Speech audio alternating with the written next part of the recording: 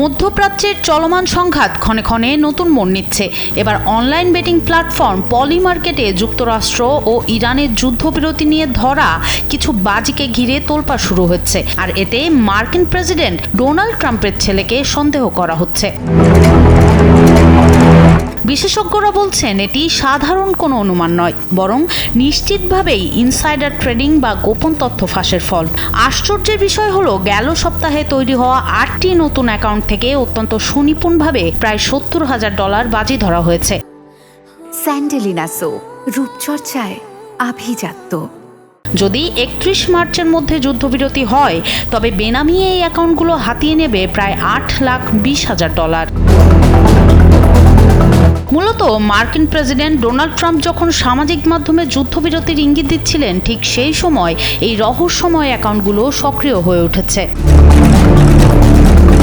তদন্তে উঠে এসেছে আরও চাঞ্চল্যকর তথ্য। ট্রাম্পের ছেলে ডোনাল্ড ট্রাম্প জুনিয়রের একটি ভেঞ্চার ক্যাপিটাল ফার্ম এই প্ল্যাটফর্মের বিনিয়োগকারী হওয়ায় সন্দেহের তীর এখন সরাসরি তার দিকে। যুদ্ধের খবর আগে ভাগে পুঁজিবাজারে ছড়িয়ে দিয়ে মুনাফা লুটার অভিযোগ উঠেছে ট্রাম্পের ছেলের বিরুদ্ধে।